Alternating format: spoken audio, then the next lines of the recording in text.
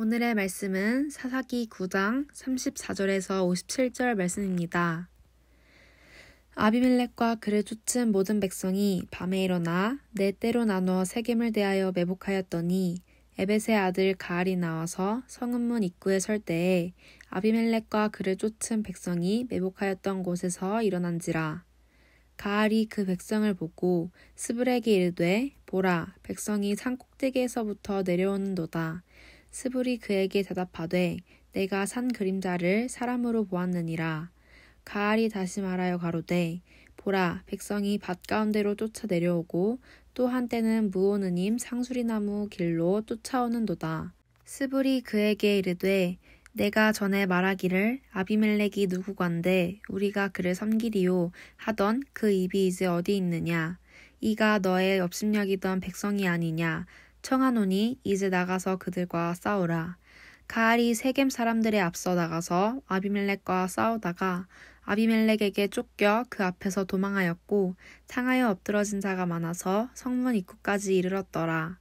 아비멜렉은 이루마에 거하고 스불은 가알과 그 형제를 쫓아내어 세겜에 거하지 못하게 하더니 이튿날 백성이 밭으로 나오매 혹이 그것을 아비멜렉에게 고하니라. 아비멜렉이 자기 백성을 세 떼로 나눠 밭에 매복하였더니 백성이 성에서 나오는 것을 보고 일어나서 그들을 치되 아비멜렉과 그를 쫓은 떼는 앞으로 달려가서 성문 입구에 서고 그 나머지 두 떼는 밭에 있는 모든 자에게 달려들어 그들을 죽이니 아비멜렉이 그날 종일토록 그 성을 쳐서 필경은 취하고 거기 있는 백성을 죽이며 그 성을 헐고 소금을 뿌리니라. 세겜 망대의 사람들이 이를 듣고 엘브릿 신당의 보장으로 들어갔더니 세겜 망대의 모든 사람에 모인 것이 아비멜렉에게 들리매 아비멜렉과 그를 쫓은 모든 백성이 살몬산에 오르고 아비멜렉이 손에 도끼를 들고 나뭇가지를 찢고 그것을 가져 자기 어깨에 메고 쫓은 백성에게 이르되 너희는 나의 행하는 것을 보나니 빨리 나와 같이 행하라 하니 모든 백성도 각각 나뭇가지를 찍어서 아비멜렉을 쫓아 보장에 대어놓고 그곳에 불을 놓음에 세겜 망대에 있는 사람들도 다 죽었으니 남녀가 대략 1,000명이었더라. 아비멜렉이 데베스에 가서 데베스를 대하여 진치고 그것을 취하였더니 성중에 견고한 망대가 있으므로 그 성 백성의 남녀가 모두 그리로 도망하여 들어가서 문을 잠그고 망대 꼭대기로 올라간지라.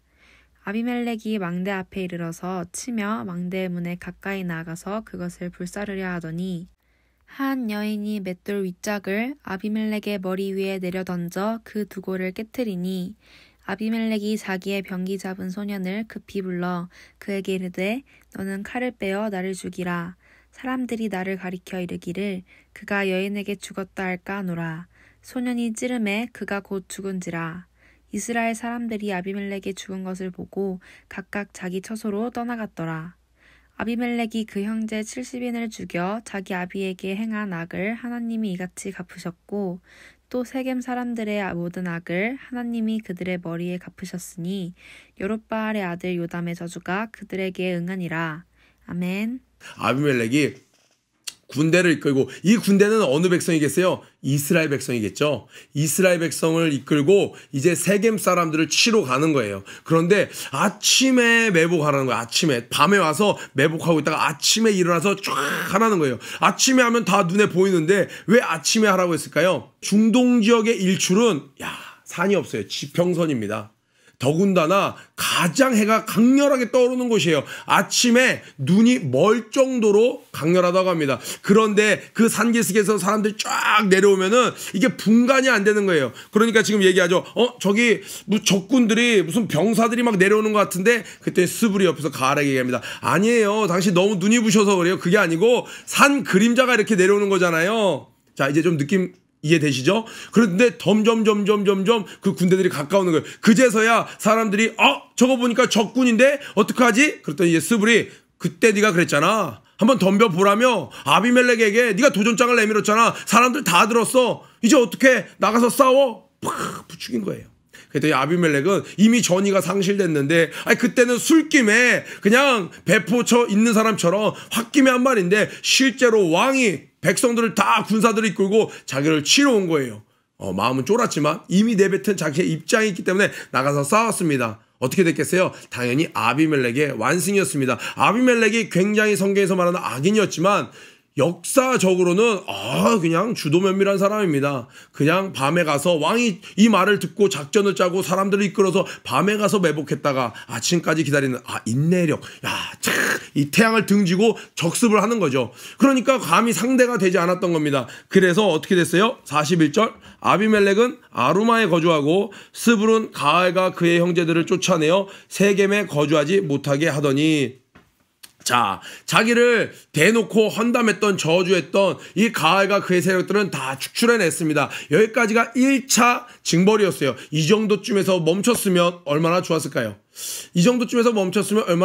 그런데 한번 분노에 사로잡힌 이 아비멜렉은 여기서 멈추지 않습니다. 42절에 보니까 이튿날 백성이 밭으로 나오매, 이제 세겜 사람들이 밭으로 나와서 수확을 하려고 나왔어요. 그것을 아비멜렉에게 사람들이 알렸습니다. 아비멜렉이 자기 백성을 세 무리로 나누어 밭에 매복시켰더니 백성들이 성에서 나오는 것을 보고 일어나 그들을 치되, 저 성에요, 지금 백성들이 아침이 되면 다 밭에 소출을 거두러 나옵니다. 그 말을 듣고 딱 아비멜렉이 또 갑니다. 쫙 매복을 해요. 세 부대로 나눠서 사람들이, 백성들이 쫙 나오니까 어떻게 합니까? 한 부대, 자기의 주력 부대는 성문을 딱 지키고 나머지 두 부대는 다 진멸해라 하는 거예요. 그러니까 성문을 막아놓고, 성문을 못 들어가게 해놓고 가둬놓고 싹 다 잔혹하게 학살을 하는 것이죠. 가둬놓고 완전히 다 죽여버리는 거예요.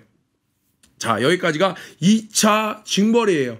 이 정도쯤에서만 멈췄어도 얼마나 좋았을까요? 그런데 이들이 막 도망을 가서 어디로 가냐? 우리 45절 보겠습니다. 아비멜렉이 그날 종일토록 그 성읍을 쳐서 마침내는 점령하고 거기 있는 백성을 죽이며 그 성을 헐고 소금을 뿌리니, 자, 소금을 뿌린다는 거는 이제 이곳을 정결케 한다는 의미와 영원히 저주한다는 의미죠. 다시는 이곳에 어떤 생명이 살지 못하길 바란다는 저주의 의미가 있습니다. 세겜 망대의 모든 사람이 이를 듣고 엘브리 신전에 보루로 들어갔더니, 세겜 망대의 모든 사람들이 이를 듣고 지금 아비멜렉이 우리 세겜 사람들은 그래도 건들지 않았었는데 세겜 사람도 다 죽이네, 우리 동족도 다 죽이네. 그걸 듣고 나서 어디로 들어갔냐면 엘브릿 신전, 바알브릿이랑 같은 말입니다. 이곳에 있는 신전에 보루로 들어갔더니, 여기 오늘 단어 깊이 보기에 보니까 기본 의미는 우묵한데, 구멍 혹은 요새, 성읍, 호위소, 뭐 이런 단어로 풀이가 되었어요. 그러니까 어떤 지하실, 어떤 안전한 곳으로 다 대피한 거예요. 쉽게 말해서 벙커예요, 벙커. 벙커 같은 곳에 다 숨어 들어갔습니다. 그런데 이 아비멜렉이 얼마나 분노에 사로잡혔는지 도끼를 직접 들고 나무를 막 패고 그 나무를 어깨에 매는 거예요. 그러면서 백성들에게 본을 보이는 거예요. 자, 날 봐. 이렇게 다 하라고.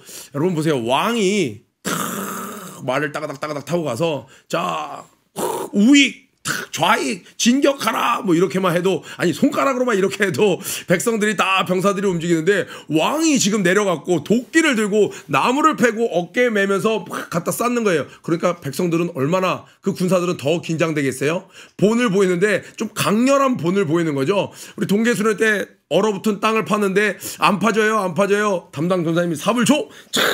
남자 교사들이 긴장하는 거죠. 지금 이 백성들이 다 긴장해서 달라붙어 갖고 이 나무를 패 갖고 그 보루 위에 올려놨어요. 그리고 거기 불을 탁 떼니까 그 안에서 타 죽은 사람이, 그 화형식에 죽은 사람이 1000명 정도 되었다고 합니다. 분노에 사로잡힌 이 아비멜렉은 여기서 멈추지 않았어요. 이 3차까지 자신의 분노를 표출하고도 멈추지 않았습니다. 그 마지막 남은 사람들이 어디로 왔냐? 망대 꼭대기에 올라가서 그 망대의 문을 걸어 잠그고 그 위에 모였습니다.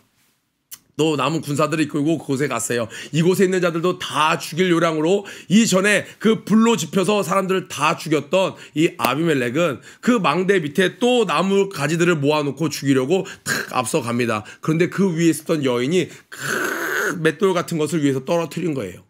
그랬더니 갑자기 떨어진 그 무방비 상태에, 그 이전까지는 전혀 걸림돌 없이 자신들이 원하는 대로 사람들을 죽이고 잡고 그 분노를 다 표출했던 아비멜렉이, 정말 무방비 상태로 승승장구하던 아비멜렉이 이번에는 여인이 떨어뜨리는 맷돌, 그것에 머리가 두개골이 깨져버리는 것입니다. 53절부터 볼까요? 한 여인이 맷돌 윗짝을 아비멜렉의 머리 위에 내려 던져 그의 두개골을 깨뜨리니 아비멜렉이 자기의 무기 든 청년을 급히 불러 그에게 이르되 너는 칼을 빼어 나를 죽이라. 사람들이 나를 가리켜 이르기를 여자가 그를 죽였다 할까 하노라 하니 그 청년이 그를 찌르매 그가 죽은지라. 나중에 사울의 모습과 굉장히 겹쳐 보이죠. 끝까지 뭐만 생각하는 거예요? 자신의 명예만 생각하는 거예요. 죽음을 앞둔 그 순간까지도 자신의 명예만 생각하는 겁니다. 자, 이렇게 아비멜렉은 비참한 죽음을 맞이했습니다. 또한 이 아비멜렉과 함께 그 쿠데타에 동참했던 그 세겜 사람들은 아비멜렉의 손에 의해 다 죽었습니다. 아비멜렉에서 불이 나올 것이며 너희들 또한 아비멜렉 향할 불을 낼 거라는 요담의 말이 그대로 이루어졌습니다. 제가 오늘은 이렇게 사극처럼 막 드라마틱하게 설명을 했는데, 자, 오늘 제일 중요한 부분입니다. 역사를 주관하신 하나님께서 이 수레바퀴를 굴리셨는데 어떻게 굴리셨냐면, 왜 굴리셨냐면 55절 볼까요? 이스라엘 사람들이 아비멜렉이 죽은 것을 보고, 이스라엘 백성들이 지금 왕으로 섬기던 아비멜렉이 죽었어요. 그런데 뭐 복수전 이런 것도 없어요. 그냥 각각 자기 처소로 떠나갔더라. 충성심이라고는 전혀, 로열티라고는 전혀 없는 각각 자기 고향으로 자기 처소로 돌아간 것입니다. 아비멜렉이 그의 형제 70명을 죽여 자기 아버지에게 행한 악행을 하나님이 이같이 갚으셨고, 역사로 볼 때는요, 굉장히 잔혹한, 굉장히 복잡한 사건입니다. 쿠데타가 있었고, 이간에 반역이 있었고, 그런데 하나님께서는 이것을 악한 행동을 보시고, 악행을 보시고, 하나님께서 갚으셨다라고 이야기합니다. 또 세겜 사람들의 모든 악행을 하나님이 그들의 머리에 갚으셨으니, 여룻바알의 아들 요담의 저주가 그들에게 응하니라. 아멘. 저는 오늘 이 말씀을 통해서 이 악인의 비참한 죽음을 보면서 때때로 우리에게도 하나님께서 이렇게 우리가 완벽하지 않기 때문에 실수를 할 때가 있잖아요. 하나님께서 3년의 기다림을 주시는 거예요. 왜 마지막에 이 아비멜렉의 죽음을 조금 자세히 써놨을까요? 두개골이 쪼개지면 보통 즉사라고 저는 알고 있었는데, 이번에 성경 보니까 즉사가 아니었어요. 두개골이 깨졌는데도 불구하고 살아 있었습니다. 그 마지막 순간에 요담의 메시지를 기억하고, 요담이 그때 이야기했던 하나님께 내가 범죄하였구나. 주여 용서하여 주옵소서. 그랬었더라면 예수님 좌우편에 있었던 강도, 마지막에 구원받은 자, 마지막에 예수를 저주했던 자, 자기만 생각했던 자, 그런데 그 마지막 한 번에 더 기회를 준 그 호흡이 붙어있는 그 순간에도 이 아비멜렉은 자기의 위치, 자기만 생각했어요. 남들에게 어떻게 보일까 자기만 생각했기 때문에 그 상황에서도 여자들에게 죽었다라는 이야기가 사람들에게 퍼지면 자기가 웃음거리가 되니까 자신의 부관에게 자기를 죽이라는 거예요. 마지막 기회조차도 놓쳐버리는 아비멜렉, 마지막까지도 기회를 주시는 하나님. 역사를 주관하시는 하나님이 늘 우리와 함께 하십니다. 아멘. 그렇기 때문에 우리는 어떤 억울한 일을 당하거나 또 세상에 내 뜻대로 되지 않는 것이 있을 때라도 하나님 뜻대로 행하기를 주저해서는 안 됩니다. 결국엔 하나님의 뜻만이 온전히 서게 됩니다. 자기들은 왕국을 만들었다고 아비멜렉을 중심으로 해서 그 사람들은 기뻐했을지 모르지만 결국 이들은 하나의 에피소드로, 만약에 아비멜렉이 진짜 왕이었으면 아비멜렉의 자녀들이 이어서 왕이 되거나 아비멜렉의 충성스러운 오른팔이 이곳에 일어나서 왕을 위하여 뭐 이러면서 싸워야 될 텐데, 그게 아니에요. 각자 다 자기 처소로 한 번에 돌아갔습니다. 바로 이 아비멜렉 왕은 그냥 에피소드로 끝나게 되는 거예요. 우리 개인 인생사에서도요, 내 욕심으로 하나님의 뜻을 분명히 알매도 불구하고 내 뜻대로 막 달려갈 때가 있어요. 그게 5년이 걸릴 때도 있고 10년이 걸릴 때도 있고 30년짜리가 있을 때도 있어요. 그럼 결국 그 30년은 하나님 앞에 아무것도 아니게 되는 것입니다. 먼저 그 나라 의를 구하는 매일매일 하나님 앞에 계수된 바 되는 의미 있는 하루를 살려면 매일매일 주 뜻대로 행해야만 합니다. 아멘. 또 오늘 본문에서 한 가지만 더 살펴볼게요. 분노에 사로잡힌 아비멜렉, 브레이크가 없었다라는 거예요. 한번 분노에 사로잡히니까 첫 번째 때 그 분을 다 사귀지 못했습니다. 두 번째, 세 번째, 네 번째, 결국엔 마지막에 어떻게 됐나요? 그가 두개골이 쪼개져서 죽게 되는 것이죠. 우리의 삶 가운데 분노할 일이 순간순간 생길 수 있습니다. 아주 친한 사이에도, 아주 친한 부모와 자녀 사이에도, 부부 사이에도, 스승과 제자 사이에도, 여러 가지 사이에서 악한 것들이 또 역사를 할 수가 있어요. 또 우리가 연약하기 때문에 분을 낼 수 있습니다. 그러나 그 분을 오래 가져가면 안 됩니다. 그 분을 오래 가져가면 결국에는 나와 내 주변에 있는 자들이 함께 망하게 됩니다. 그렇기 때문에 우리는 이 일을 보면서 야, 분에 사로잡힌 한 사람이 이렇게 비참한 결과를 가져오는구나 보면서 우리 오늘 하루 온유한 승리의 하루 되는 귀하고 복된 하루 되는 여러분 되길 주님의 이름으로 축복합니다.